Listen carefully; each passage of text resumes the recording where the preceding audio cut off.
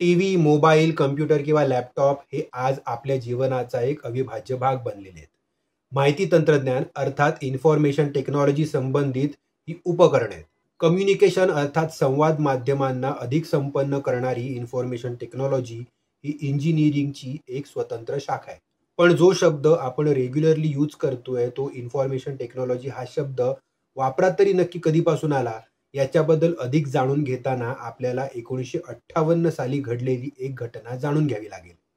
तर Harvard business पब्लिशिंगद्वारे प्रकाशित केलं जाणारं हार्वर्ड बिझनेस रिव्ह्यू म्हणजेच HBR हे जनरल मॅनेजमेंट मॅगझिन वर्षातून 6 वेळा प्रकाशित केलं जातं आणि त्याचे मुख्यालय ब्रायटन मॅसेच्युसेट्स येथे आहे. तर हेरॉल्ड जे लिविट आणि थॉमस एल विस्लर यांनी नोव्हेंबर 1958 साली हार्वर्ड बिझनेस रिव्ह्यू मध्ये प्रकाशित झालेल्या 1980च्या दशकातील व्यवस्थापन या लेखात नव्या तंत्रज्ञानाविषयी लेख लिहिताना म्हटलं होतं की नवीन तंत्रज्ञानाला अद्याप काही नाव मिळालेलं नाही, म्हणून त्यांनी माहिती तंत्रज्ञान म्हणजेच इन्फॉर्मेशन टेक्नॉलॉजी असं नाव देण्याचा प्रस्ताव मांडला.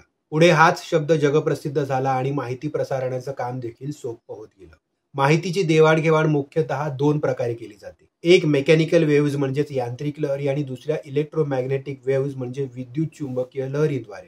या दोन्हींच्या माध्यमातून ऊर्जेचं स्थानांतरण होत असतं. यांत्रिक लहरींना एका ठिकाणाहून दुसऱ्या ठिकाणी जाण्यासाठी एका मार्गाची गरज असते, पण विद्युत चुंबकीय लहरींना कोणत्याही मार्गाची गरज नसते. या लहरी कोणत्याही माध्यमातून आपला संदेश प्रवाहित करू शकतात, जसं की हवा, निर्वात पोकळी, माती किंवा कोणताही धातू इत्यादी. विद्युत चुंबकीय लहरींचं एक रूप रेडिओ लहरी हे सुद्धा आहे. याच लहरी पुढे संचार क्षेत्रात क्रांती घेऊन आल्या. तर आजवर ज्यांना माहीत नसेल की इन्फॉर्मेशन टेक्नॉलॉजी हा शब्द नक्की कुठून आला, तर या व्हिडिओच्या माध्यमातून ती माहिती पुरवण्याचा आम्ही प्रयत्न केलाय. पण यापेक्षा अधिक माहिती जर आपल्याकडे असेल तर आम्हाला जरूर कळवा. तर आजची माहिती आवडल्यास लाईक, कमेंट, शेअर करा. चॅनलला सबस्क्राईब करून बेल आयकॉन प्रेस करायला विसरू नका. पुन्हा भेटूच एका नव्या भागात एका नव्या ऑफबीट गोष्टीसोबत. धन्यवाद.